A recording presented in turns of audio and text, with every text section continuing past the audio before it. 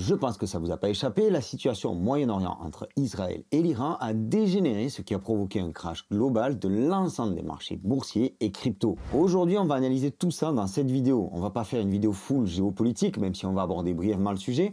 On va plutôt se concentrer sur la crypto, sur les marchés et comprendre les conséquences possibles de cette situation et si cette baisse n'est pas l'arbre qui cache la forêt. Parce que oui, je pense qu'on est parti pour aller bien plus bas. Et là, j'y vois un point positif, ça nous donnerait des zones de rachat intéressantes avant la suite du bull run, avant la phase explosive que je prévois pour la fin de l'année. Cette nuit, Israël a lancé 2 offensives envers l'Iran, ceci afin de détruire des installations nucléaires comme ici à Natanz. D'après certaines informations, le régime iranien produit bien plus d'uranium enrichi qu'il n'en a l'autorisation de l'AIEA, l'Agence internationale de l'énergie atomique. Hier, l'Iran a notamment annoncé la construction de nouveaux sites d'enrichissement, une belle provocation qui a eu les conséquences que l'on connaît maintenant. Ce qui pose problème, tu t'en doutes, c'est pas l'enrichissement d'uranium à des fins énergétiques mais à des fins militaires. Un programme qui se serait accéléré au cours des derniers mois, rapprochant considérablement le régime de l'obtention d'une arme nucléaire. À l'heure actuelle, l'objectif d'Israël étant donc soi-disant d'empêcher l'Iran de développer son programme nucléaire militaire. Suite à tous ces événements, le gouvernement de Trump a prévu une réunion du Conseil de sécurité nationale à 11 h heure de Washington aujourd'hui. Le ministère des Affaires étrangères iranien a déclaré que les États-Unis, en tant que principal soutien d'Israël, seront responsables des conséquences des actions d'Israël. Donald Trump a répondu en affirmant que les États-Unis se défendront et défendront Israël si l'Iran riposte. On voit donc que la situation est particulièrement tendue et la question que l'on peut se poser, c'est de savoir si Israël est vraiment à l'origine de l'attaque ou est-ce qu'il s'agit simplement du bras armé des États-Unis. Je n'irai pas plus loin, je n'ai pas envie de rentrer dans ce débat-là tellement la réponse paraît évidente.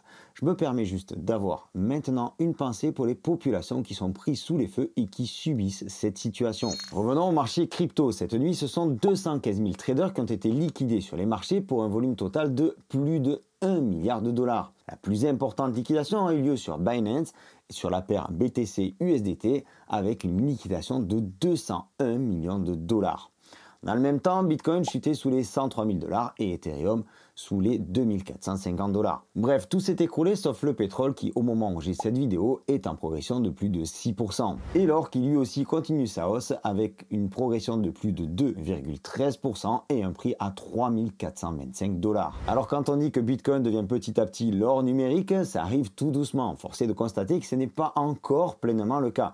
Il n'est pas encore considéré comme une vraie valeur refuge au même titre que l'or physique. Revenons-en au marché crypto. Ça fait quelques jours, quelques semaines qu'on a un contexte très particulier. La situation sur les droits de douane qui se détend, l'inflation aux États-Unis qui va dans le sens de Trump et qui devrait amener une baisse des taux en moyen terme, l'introduction en bourse exceptionnelle de Circle qui lève des millions, des centaines de millions en quelques heures, les afflux massifs de capitaux sur les ETF Bitcoin et Ethereum qui ne flanchent pas, le vote favorable au Genius Act qui cadre, qui légalise les stablecoins aux États-Unis, ainsi que toutes ces sociétés qui achètent du Bitcoin à tour de bras. Bref, que des news bullish, très bullish. Et au mois de mai, on a tapé un nouveau plus haut sur Bitcoin et pourtant, le marché semble plat, complètement morose. Les altcoins n'ont pas bougé, du moins, elles n'ont que très peu suivi le Bitcoin dans cette hausse. En revanche, tu l'as certainement constaté, elles ont bien mangé à la baisse. On sent un désintérêt total pour la crypto et pour être franc et honnête avec toi, on le voit ici aussi sur YouTube.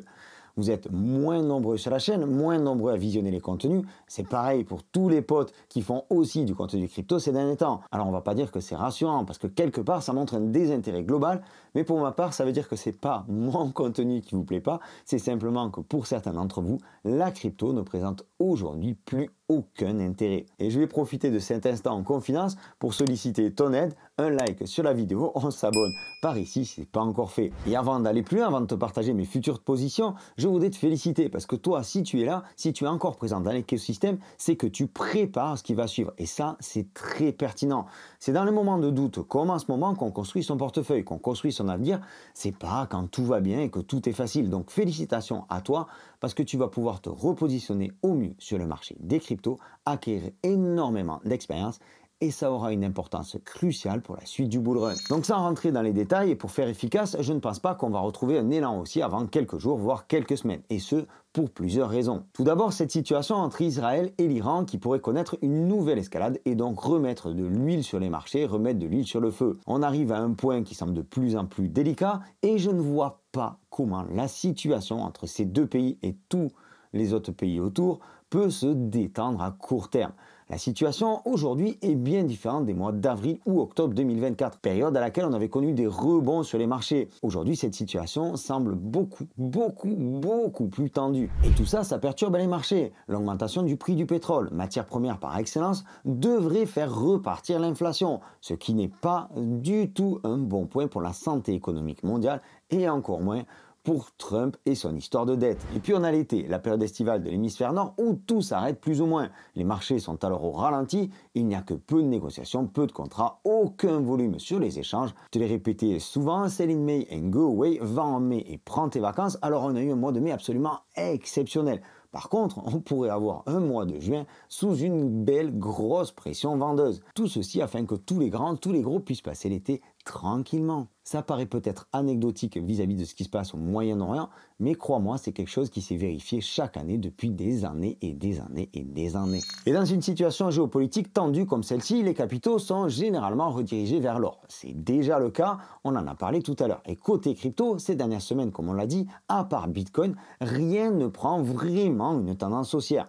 Donc pour toutes ces raisons, je pense qu'on n'est pas sorti des ronces. En revanche, si ce désintérêt global se poursuit, comme je le pense, on devrait avoir des points d'entrée intéressants sur le Bitcoin et sur certaines cryptos. Alors voilà, tu as tout à l'écran. Ici, je me repositionnerai donc sur le Bitcoin dans cette zone-là de 95 000, 92 500. Alors on pourrait aller un petit peu plus bas jusqu'ici sur les 90 000 $ qui serait aussi un seuil psychologique. Ici, je pense qu'on a un support sur les 88, 89, 90 000 $.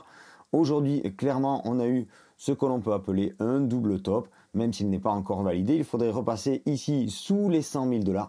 Attention, parce que si on passe sous les 100 000 $, la baisse va certainement s'accélérer. Cependant, je pense qu'on n'ira pas en ligne droite comme ça. Ça va toujours se faire un petit peu comme ça, avec hop, hop, hop, et une période de merde, je te le cache pas, qui pourrait durer pendant quelques temps, qui devrait nous épuiser exactement comme on l'a eu l'été dernier. Donc pour moi, ici, les premiers ordres pour me repositionner sont 95 500, 92 500. Ensuite, je verrai si le marché va plus bas. Je mettrai peut-être un ordre épuisette sous cette zone-là, aux alentours des 80 000 $. Bien entendu, si on venait à casser ici ce support à 75 000 $, alors là, on pourrait parler d'un retour en bear market. Mais jusque-là, je n'y crois absolument pas. Donc voilà, cette analyse-là a été très brève, mais il faut savoir que Guillaume t'a également parlé du Bitcoin en début de semaine. Je t'invite à aller voir ses vidéos. Il nous donne lui aussi un Bitcoin dans la zone des 92 000 $. Il nous donne également des indications sur l'Ethereum et tu auras de nouvelles vidéos dès la semaine prochaine. En ce qui concerne les altcoins, aujourd'hui, je pense qu'il est encore trop tôt pour se repositionner.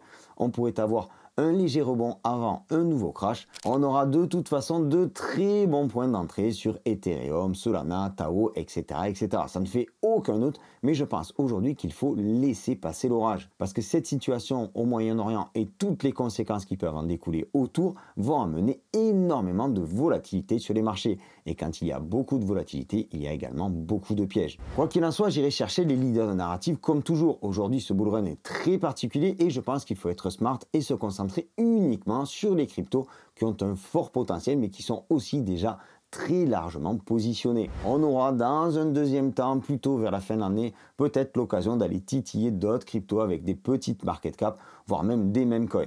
Ça, ce sera en phase haussière du bull run et pour moi, ça n'arrivera, comme je te le dis, qu'en fin de l'année et ça fera l'objet d'une prochaine vidéo qui devrait sortir d'ici quelques jours. Alors pour ne pas la rater, je t'invite une dernière fois à t'abonner en cliquant par ici. Si cette vidéo aujourd'hui t'a plu, je t'invite à laisser un pouce bleu. Partage-moi également en commentaire ton avis vis-à-vis de la situation aujourd'hui, vis-à-vis de cette situation au Moyen-Orient, mais vis-à-vis de la situation sur les marchés crypto. Je te souhaite une excellente continuation. Je te donne rendez-vous dans une prochaine vidéo. D'ici là, prends soin de toi et de tes cryptos. Ciao!